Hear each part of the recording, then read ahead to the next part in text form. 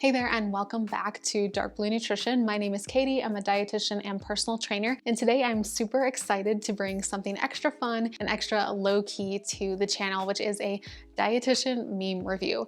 Now, if you watch Dr. Mike, you might have seen something similar to this on his channel. He does some medical meme reviews. So I thought, why can't us dietitians do something similar with nutrition and dietetics too? I, for one, am very excited and pumped to do more content like this if it's something you enjoy. So let me know if you get something out of it, and let me know what type of meme reviews you want me to do in the future. I plan to do some on like diet, nutrition, maybe some myth busting in there, stuff like that. I've already done one on a dietetic intern meme review, so make sure to check that out if you haven't already. I will link it in the description and in the end cards. All right, so let's get into that meme review. These are some that I found on Instagram, but feel free in the future if you find some funny memes that you want to send to me, DM me on Instagram and send them to me and I'll review them in future videos. Influencers with no nutritional degree. Public. Dietitians. Oh God. I feel like this is the bane of our existence as dietitians. The thing we struggle with the most is that the general public tends to believe influencers and celebrities and people who really don't have a degree or background in nutrition. They trust them with their nutrition information. Unfortunately, there are so many harmful downsides to this that us dietitians aren't just defending our degree and our time spent, because we do spend upwards of 6 years in school and we have a supervised practice of 1,200 hours that we have to complete, and we have a national board exam that we have to pass to become a dietitian. We're not just defending that, we're defending the fact that people who don't know the ins and outs of nutrition, metabolism, diets, and how we process the foods that we eat, our relationship with food, mindful intuitive eating, they can cause really severe harm if they are giving out information without really knowing the whole picture. And they can spiral people into unhealthy habits with food, which is something that really truly grinds my gears as an intuitive eating focused dietitian. So watch who you get your health information from and try to find a dietitian nutritionist that you trust. People who have never studied nutrition but think they have. I know everything because I eat vegetables. This kind of goes along with the last meme. I think people think if they eat, they can give nutrition information, or if they've lost weight or done any kind of dietary change that they have that nutrition information. But just to back that up one more time, just because you eat doesn't mean that you have the ability to give the information. It's just the same as if you've read a self-help book. It doesn't mean you're a therapist even if you know therapeutic language and you kind of know how to help and support yourself in your own mental health journey. It's the same with nutrition. Just because you've helped yourself in your own journey does not mean that you have the background and the practice to help others. You can cause unwanted harm if you go about it and try to prescribe diets. And not only that, it's completely and totally illegal to do so. So that's all. Lots of memes about that. All I want for Christmas is for people to call me a registered dietitian, not a nutritionist. Okay. There is a huge difference between a dietitian nutritionist and just a nutritionist. A nutritionist, the word standing on its own does not have any backing to it. Unfortunately, I hope they change that in the future, and I'm sure they will. But for now, a registered dietitian and a registered dietitian nutritionist, you can call yourself one or the other as a dietitian with the licensure that you get by passing the exam and doing all your schooling and college and stuff like that. But I think some dietitians get triggered by being called nutritionists because we associate it with not having the credentials that we have. Truly, I don't mind when someone calls me a nutritionist or a dietitian nutritionist. I kind of prefer that because it kind of represents the whole picture of what my background is, and I'm proud of my background. But I'm not going to knock you if you call me a nutritionist. It's just I would love if we were recognized for that. I think the big picture in all this is that we just want to be recognized. We're not trying to be super defensive about our degree and our background, but we want you to know the difference. Me, I'm gonna be a dietitian so I can help people eat healthier. Also me. Okay, this one's funny. So in my undergrad and even in my grad program, my friends and I in the dietetics program, we always kind of laugh and joke about this because dietitians, just because we're dietitians does not mean we eat salads all day, and it doesn't mean that we eat perfectly by any means all the time. Of course, most of us get into nutrition and dietetics because we are passionate about nutrition and metabolism and the human body and how nutrition impacts the body and disease prevention and all that fun stuff. But it doesn't mean that we have this like rigid relationship with food. Oftentimes, in fact, most of my dietitian friends are very intuitive eating focused, or they don't like telling their clients exactly what to eat. They like telling their clients how they can pick foods that make sense for their lifestyle, or foods that fuel their body and make them feel good. And maybe if they have specific ailments or specific things that they want to correct, like a hormone imbalance, then they can help them kind of guide them in that direction towards healing that specific ailment. But we're not like rigid. We eat donuts, we eat pizza, we eat tacos, we eat anything in moderation. And I think that's just what this meme is trying to get across.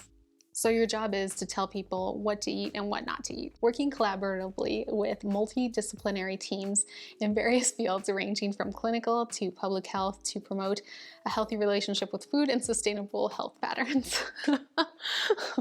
Wow, that was a big-brained and long-winded way to say that, but so true. We work in so many different areas in the health and nutrition field, from working at a hospital to working in public health to working private practice and coaching one-on-one clients like I do, and free education like on this YouTube channel. We do so much as dietitians. We don't just tell you what to eat and what not to eat. You're a nutrition major. Why do you eat like shit? Bitch, you're a finance major. Why you broke? Well, again, any of you dietitians watching know that I wouldn't say we eat like total crap, but we don't eat perfectly. And I think that that should just be more normalized in general. Just because you're a dietitian or a doctor or someone in the healthcare field, it doesn't mean you have to eat perfectly. It just means that you know a lot of nutrition knowledge and health knowledge and body knowledge. But I don't think it should be the goal for anybody, dietitians or non-dietitians, to have a perfect diet. It's just not the point. Dietitians, people wanting free nutrition advice. Yeah, I get this occasionally, people asking me like certain dietary questions, and I honestly don't mind at all. I love sharing my knowledge with people, but when it comes to more specific advice, when they want it catered to their specific nutrition, it has to be a situation where they look into one-on-one coaching consistently and regularly with me. So I have like monthly coaching where you can do bi-weekly or weekly, and it's ongoing coaching until you are ready to quit, which I recommend is at least about 6 months to a year, because you really can't see a whole lot of changes just by a one and done session or a one and done bit of advice and then taking it and running. You really have to have that support, that accountability, and that one-on-one help, which does require paying dietitians money. Just like if you would ask a CPA for financial advice, they're gonna expect that their time costs money. So no different for us. When people at a party find out I'm a dietitian, I'm in danger. Whew. Yeah, this is this is definitely a scary moment for dietitians. I think it goes along with being asked for free advice. I don't mind being asked nutrition questions, but sometimes like when you're in public or when you're, one time I was in an elevator and I was at this one nutrition public health conference. I think it was for school. Someone asked what our major was. It was me and a group of friends, and they just started drilling us with like questions and telling us about what they had for dinner last night and what they had for lunch. And oh, don't judge me, I'm a terrible eater. You would not want to see my diet. Dietitians are not as judgy as you think, you know? Some of us are very, very understanding. Most of us are very understanding and very open-minded to diets. So we're not sitting here judging you. Patients demanding to lose 10 kilogram weight in 15 days. Nutritionists and dietitians. Yeah, 10 kilograms is a lot of weight. I don't think people realize sometimes when their goals are just absolutely preposterous, but even if we could physically lose that amount of weight, it's most likely gonna be water weight and muscle loss, not fat loss. So if you lose weight that quickly, you're probably gonna end up in the hospital for one. And when you do lose weight, you don't wanna lose more than 0.5 to a pound a week, because more than that can be very hard on the body and hard on the metabolism. It can slow down your metabolism tremendously if you lose weight too fast. There are some exceptions where if you're maybe like over 400 pounds or something like that, where you might lose 2 pounds per week or something like that for the first couple months. But typically 0.5 to 1 pound per week is the maximum you want to be losing weight. Not any more than that. Me, nutrition through the life cycle. Good CGPA.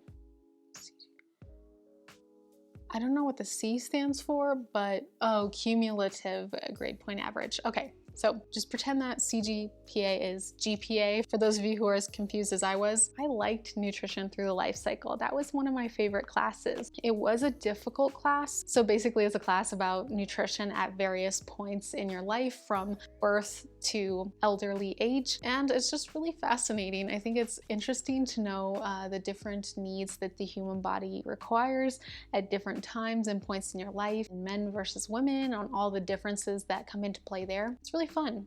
And it was a very difficult class. I think it was difficult because it was so intense. It was like a lot of condensed information into one particular class, and it was a class that you couldn't get. I think for me, if you got less than a B in my school that I went to undergrad at, if you got less than a B, then you had to take the class again. So to be a dietetics major, you had to get at least a B- in that class. And I can't remember what grade I got in that class, but I passed, and I remember I took a lot out of it. So definitely a good class, and definitely one that has stuck with me throughout the years, and that I still probably have the textbook somewhere. Maybe not.